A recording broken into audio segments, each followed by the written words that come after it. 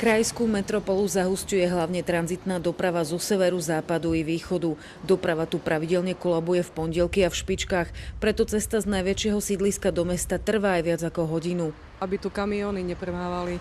A jasné, obchvat sa chystá, ale pokiaľ sa to všetko urobí, tak to ešte dlho potrvá. By podporoval mestskú dopravu maximálne, aké je možné. A odmedzovať individuálnu dopravu. Prvé riešenie, ako dočasne zlepšiť situáciu, už komisia zverejnila. Viac policajtov na kľúčových križovatkách v pondelky a piatky, zelená voľna na semaforoch a pruhy hlavne na sídliskách len pre autobusy. Ide o plynulosť a uvidíme, aká bude reakcia vodičov na tieto naše aktivity. To, čo sme naštartovali teraz, tak predpokladám, že také citeľné výsledky budú možno o 2 roky. Policajti na kľúčovej križovatke pri stanici zrejme pomohli.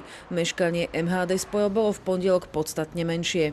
Tie meškania, ktoré dosahovali naše spoje, boli tak 10, maximálne 15 minút v čase ranej špičky. Podľa špecialistu na dopravu dočasné opatrenia v Prešove pomôžu, ale je to len minimum, čo sa dá urobiť na zlepšenie situácie.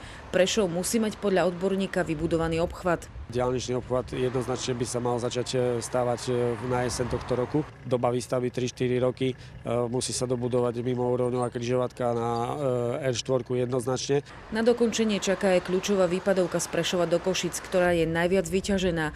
Je staveniskom, no už niekoľko týždňov bez robotníkov. Slovenská správa ciest po marcovom kontrolnom dni skonštatovala, že stavba nebude ukončená včas, a to do konca roka pre náročnú technológiu výstavby hlavného mostného objektu. Ide o 32 miliónovú investíciu.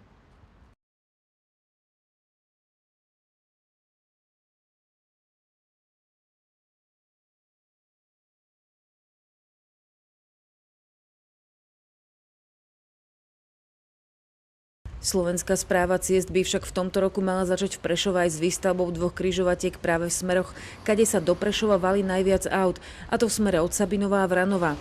Začalo sa už výberové konanie a začiatok prác je naplánovaný ešte v tomto polroku. Diana Murziková, RTVS.